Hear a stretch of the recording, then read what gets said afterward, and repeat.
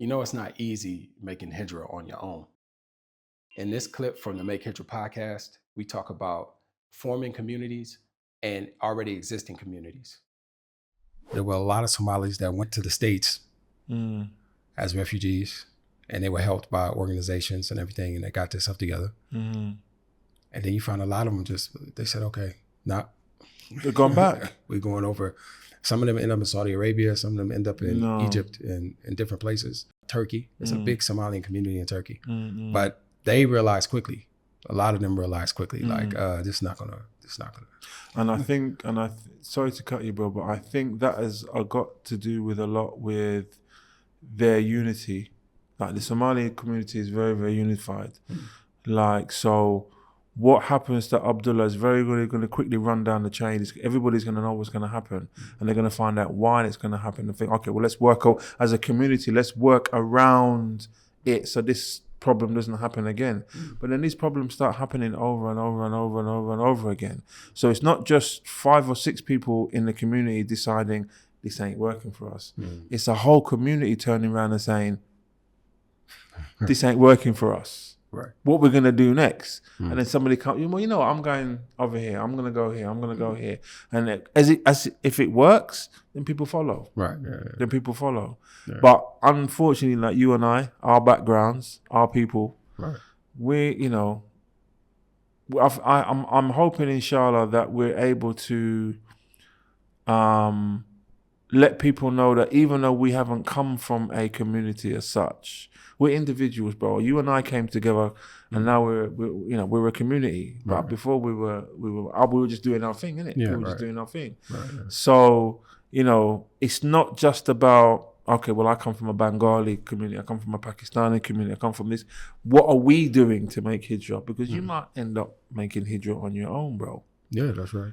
Do you see what I'm saying? So even if we can bring people together who in ordinary circumstances, it might be just a Assalamu alaikum, wa alaikum salam, and they go about their business. Now they have a common thing. Listen, is your family going through the same stuff my family's going through, bro?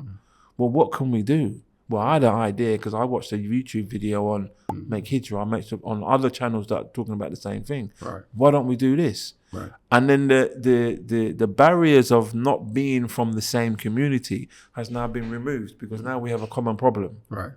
And the thing is, it's not about actually agreeing with everything that we're saying. It's just there to spark something for you to look further. I don't agree with Brother Hamza is saying, let me find out what Brother... And just that. Yeah, that's right. Yeah. So even if we do that, inshallah, we get higher for that. But just that, bro. It's not... We don't have the answer. Right. We have possible answers to possible scenarios. Right. And if we looked at just as that, alhamdulillah, man, I'm cool with that, bro. I think this time around, man, some of the backup plans, like we still have the website. We had started uploading videos to the website. Like you can find the older videos there. The newer videos we didn't put there. So it's like half. So we were able to keep about 250 videos. And then the other half of those videos were lost. Certain things happened along the way, like moving from Malaysia to here and having to carry all this equipment and all this stuff, and then having to downsize some of this stuff. And one of my son's computers got hijacked and all this kind of stuff. But you just start to lose data. We couldn't even salvage a lot of it. So alhamdulillah, there's still some on the website. We tried to put some on Facebook, but our team isn't a big team. So it was based a lot on volunteer service. So this time around, man, it has to change, man. Like we have to, there are people that are willing to support. There are services people want. Like we would like, somebody want consultation. Say, okay, no problem, man. I'll talk to you. I know, even that, bro. It's like obviously you've passed brothers over to me and all that, and obviously we had that one brother who wanted to pay, and I felt guilty, bro. Yeah. And if it wasn't because the brother insisted, but he was gonna pay. Yeah. That's the thing. You have that mentality where I'm gonna pay you for your time. No. And I understand that, and even though I didn't want to do that. Now it's like, okay, you have that group of people. Even somebody recently asked about that. And it's now I personally believe that we need to create some type of services that we can do professional consulting, right? Not only that, like you do have people that are heavy supporters and they ask, where can we support? So we do need to create those ways. Avenues, create the avenues so that people can support. And then that way we can keep up with the content. Yeah, we can do this thing full time. We can make sure that everything's backed up. We can have like YouTube decide to delete. Okay, no problem. Go over there. Come to the website. It's all there and it's continuing. It's in the newsletter. Then the types of content and being able to go to different countries and act as if, okay, here's how we got in. This is how much it costs. This is this.